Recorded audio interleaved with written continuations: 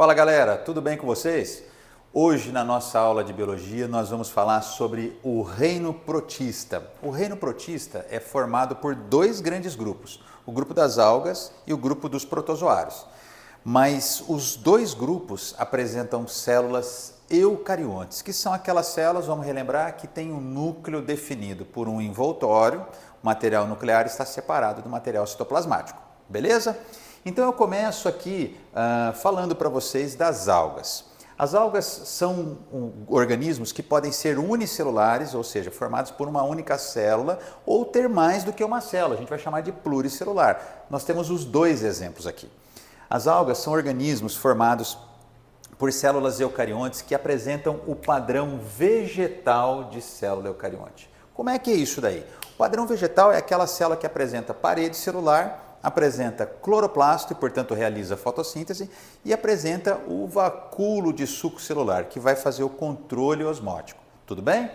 Então, as algas são organismos autótrofos, isso significa que elas são capazes de produzir os próprios nutrientes orgânicos, que eu vou chamar de alimentos, e o processo é a fotossíntese. Então, aqui eu já faço uma colocação importante para vocês. As algas compõem a base das cadeias alimentares aquáticas. São elas que vão produzir a matéria orgânica que vai ser consumida pelos demais níveis. Além disso, elas são capazes de produzir o oxigênio, que fica no meio aquático e também se dispersa para a atmosfera. Em média, uns 90, 80% do oxigênio que a gente respira da atmosfera é produzido pela fotossíntese das algas. Então, compreende um grupo extremamente importante, base das cadeias alimentares e responsáveis pela produção do oxigênio. Uma outra importância muito grande das algas é que elas são usadas como alimento, inclusive pelos humanos.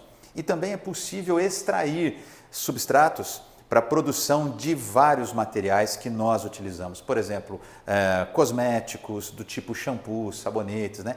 E base para produzir substratos que vão em outros processos de produção industrial. Muito bem, então dentro do grupo das algas unicelulares, que vão compor o que eu vou chamar de fitoplâncton, nós temos aqui como exemplo as pirrofícias, que são também chamadas numa linguagem mais simples de algas vermelho-fogo. Essas algas aqui são bastante importantes na cadeia alimentar e elas estão associadas a um fenômeno que na ecologia é muito importante, a gente chama de eutrofização e ela tem um nome específico, porque a água vai ficar avermelhada. A gente vai chamar essa água avermelhada de maré vermelha.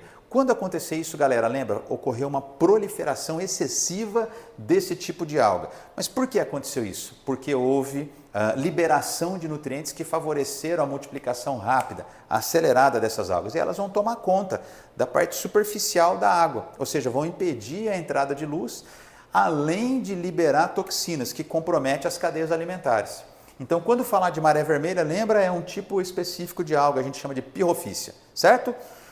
Existem as crisofícias, que a gente também chama de algas douradas, e as clorofícias, que vão aparecer dentro de dois grupos diferentes. Existem clorofícias unicelulares e clorofícias pluricelulares, tudo bem?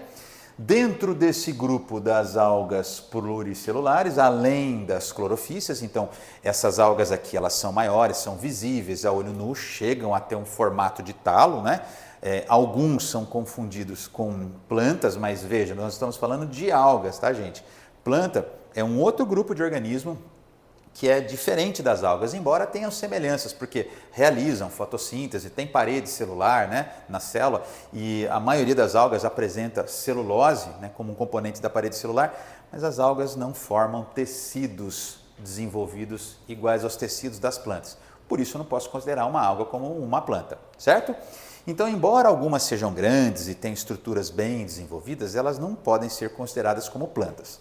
As feofícias a gente chama de algas pardas, essas chegam a ser bem grandes, e as rodofícias, que a gente chama de algas vermelhas, então tem um pigmento avermelhado, tudo bem?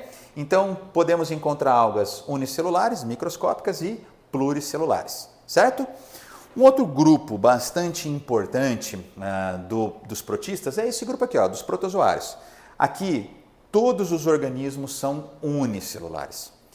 Esses organismos apresentam células no padrão animal. O que é uma célula animal? Não tem parede celular, não têm cloroplasto e não apresentam os grandes vacúolos. Tudo bem? Então, enquanto a célula vegetal tem parede, tem cloroplasto e vacúolo, a célula animal não tem parede, não tem cloroplasto e não tem vacúolo de suco celular. Certo? Muito bem, então são células animais e todos os protozoários são heterótrofos. Heterótrofo significa que eles são consumidores, eles vão buscar nutriente no meio. Como é que eles vão fazer isso? Ou eles possuem vida livre, ou eles são parasitas de outros organismos e aí eles provocam as famosas protozooses que eu vou citar aqui como alguns exemplos. Bom, os protozoários, galera, são divididos em grupos de acordo com a estrutura, o mecanismo de locomoção que eles apresentam. Então, o primeiro grupo aqui eu vou chamar de rizópodes ou sarcodíneos, são aqueles que apresentam como estrutura de locomoção os famosos pseudópodes, que a gente pode traduzir numa linguagem bem simples de falsos pés. Eles vão emitir prolongamento citoplasmático para se deslocar em direção a esse alimento ou se deslocar no meio, fugindo de alguma adversidade. Né? Então eles conseguem se deslocar como se fossem emitindo os braços, os prolongamentos que vão permitir o deslocamento. Então o exemplo clássico aqui são as amebas.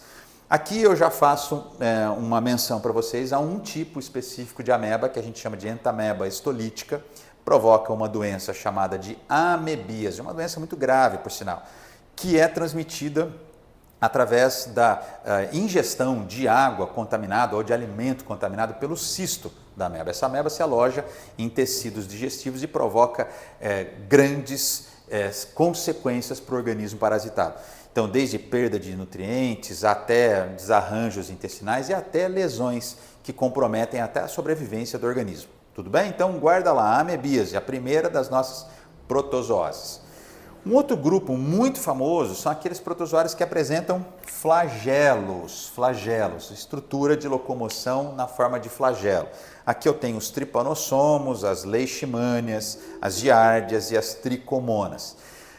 Grande parte dos flagelados são protozoários que provocam doenças. Eu vou então classificá-las como protozooses, tudo bem? Vamos lá, o tripanossomo, lembra desse daqui? Esse é o nome científico dele, é Trypanosoma cruzi. Ele está associado com uma doença chamada doença de Chagas. É aquela que a gente aprendeu lá no passado como o barbeiro, o transmissor, né? Na verdade, não é a picada do barbeiro, mas são as fezes do barbeiro contaminado pelos tripanossomos. Mas hoje, uma grande fonte de transmissão dessa doença são os alimentos contaminados com as fezes do barbeiro. E aí entra a cana-de-açúcar, entra o açaí, né? Mas associado ao ciclo do barbeiro. Esse tipo de protozoário aloja-se em tecidos musculares e até conjuntivos, provocando o aumento do tecido. Então o coração cresce bastante, o fígado cresce bastante, né? Comprometendo o funcionamento desse órgão.